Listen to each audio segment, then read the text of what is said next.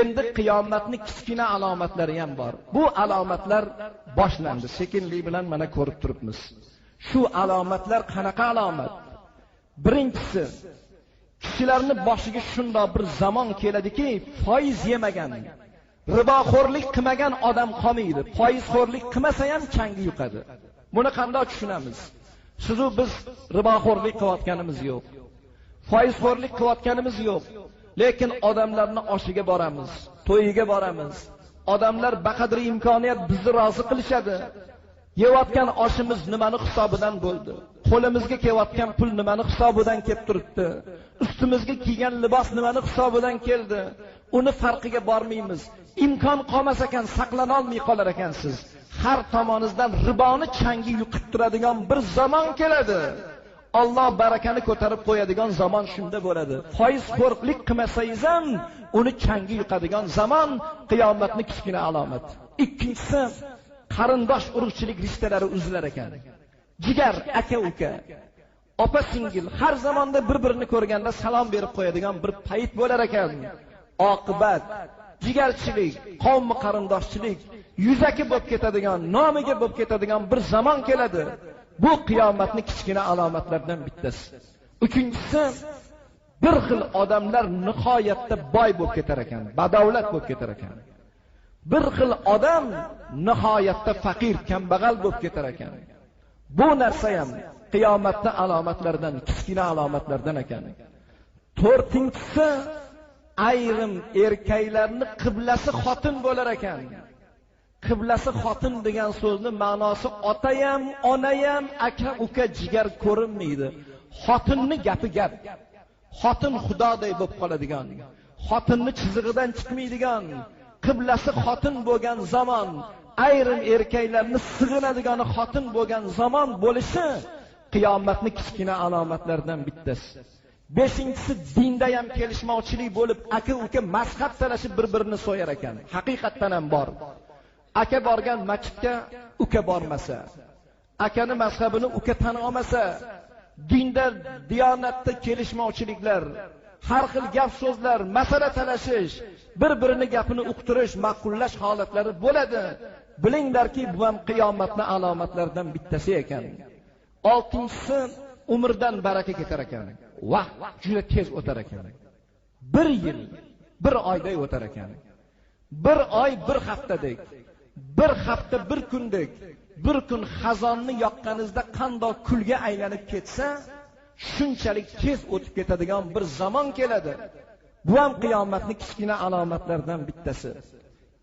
Eng omadi kelgan odamlar ishi yurishgan odamlar, lagambardorlar bo'lar ekan.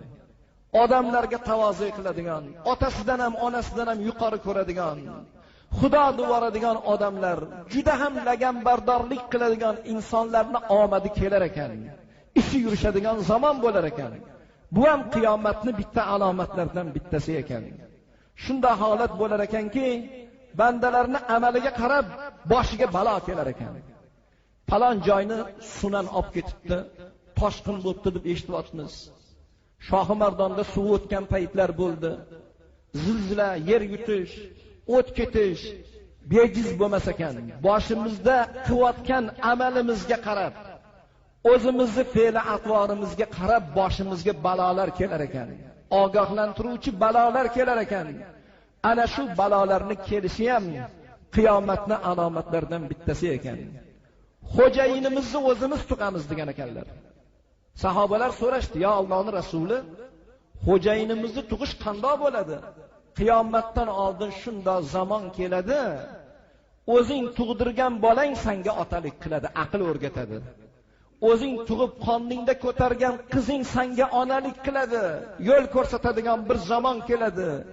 Farzandni yo'rig'i bilan, farzandni gapi bilan ish tutasan, ota undoq emas, ona bundoq emas deb nuqtab turadigan zamon keladi."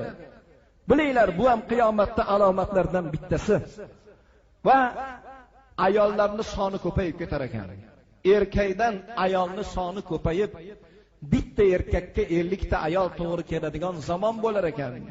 Bu narsa ham qiyomatning kichik alomatlaridan bittasi. 11-si, cho'lda qo'y boqib yurgan cho'ponlar ham bir-biridan o'tkazib imorat quradigan, imoratni savlati bilan, dabdabasi bilan faxr qiladigan zamon keladi. Imoratlarni zeb ziynat qiladigan bir zamon keladi. Bilinglar, bu ham qiyomatning alomatlari. 12-si folbinlarga Xudoga ishonganda ishonar ekanmiz. Xudo qolib bandasiga sig'inib ketadigan, folbinni gapini gap devoradigan, Xudo darajasida ko'tarib yuboradigan zamon keladi. Bilinglar, bu narsa ham qiyomatning kichkina alomat. 13-si qabrni oldidan o'tayotganimizda bir seskanib ketamiz hozir. Lekin shundoq bir davr kelar ekan, qabrni oldidan o'tayotganda niyat qilar ekansiz, yo Rabbim, shu qabrda qanday baxtli bandang yotibdi. Qachon men qabrda yotarkinman degan niyat bo'lar ekan insonda. Shunchalik jondan o'tgan zamon bo'lar ekan. Bu ham qiyomatning bitta alomati ekan. Va 3 narsani topilishi qiyin bo'lar ekan. Qiyomatdan oldin 3 narsani qidirasiz, lekin topolmaysiz. Birinchisi amaldagi sunnat. Rasulullohning sunnatlari yo'qolib ketishligi. Uchinchisi halol pul topaman deysiz. O'zingizni har joyga urasiz, harom aralashmasdan ilojisi yo'q. Halol pulni topolmaysiz. Uchinchisi jondan aziz do'st. Suyanadigan odam qolmaydi. Do'stim deb suyansangiz dushman chiqadigan bir davr keladi. Bu narsa ham qiyomatning kichkina alomati.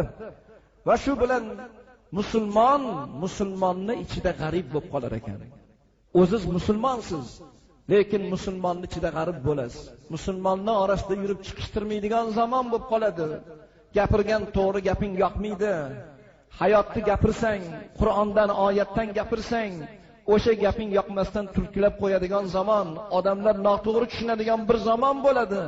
Boshingni egib gapiradigan gapingni gapira olmay qoladigan zamon bo'ladi. Bu ham qiyomatning alomatlaridan bittasi ekan. Ana undan keyin yana ko'p alomatlari bor. Baland imoratlarni qad ko'tarishi, tarozga xiyonatni kuchayishi, odamlarni, farzandlarni boqib tarbiyalash juda ham og'ir bo'lib ketish holatlari, bu ham qiyomatning kichkina alomatlaridan bittasi. Qiyomat degan so'zni ma'nosi tik turish degan ma'noni beradi. Qiyomat kuni har bir odam qabridan tik turib, mahshar maydoniga jam bo'lib, qilgan amallariga yarasha Allohning dargohida hisob berishi, o'sha qiyomat kuni bo'ladigan voqeotlardan xabar berilar ekan. Endi muhtaram birodarlar, ilova qilib bir narsani ta'kid qilmoqchimizki, ya'ni Allohning qiyomatdagi azobi, bandani dunyoda bir-biriga bergan azobi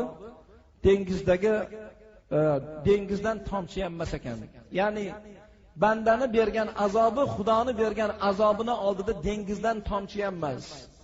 1945-yili 12-avgust kuni erta bilan soat 6:15 da Yaponiyaning Hiroshima shahriga, 18-avgust soat 9:00 da Nagasaki shahriga amerikaliklar atom bombasini tashladilar. Shu paytni o'zida Yapon dengizi 25,000 daraja issiqlikda qaynagan ekan. Hozirgi kungacha bolalar nogiron bo'lib, mayib majruh bo'lib tug'ilayotgan ekan. Bu bandani qilgan ishi, bandani bir-biriga bergan azobi. Qiyomatda Allohniki qanday bo'lar ekan tasavvur qilinglar. Shuning uchun Alloh ogohlantiradiki, qiyomat qachon bo'ladi deb so'ragan bandaga marhamat qilingki, qul innamal ilmu indallohi va innama ana nazirun mubin. Qiyomatni qachon bo'lishi Allohning o'ziga ayon. Ilohim, qiyomatda Alloh yuzimizni yorug' qilsin. Mahshar maydonida jam bo'lganimizda nomaya a'molimizni o'ng tomonimizdan bersin. Bandamiz xatodan xoli emasmiz. Mana shu qiyomatdan oldin bo'ladigan alomatlar Alloh hammamizni hidoyatda barqaror qilib, eshitganimizga amal qilishni nasib etsin. Nima savollar ekan?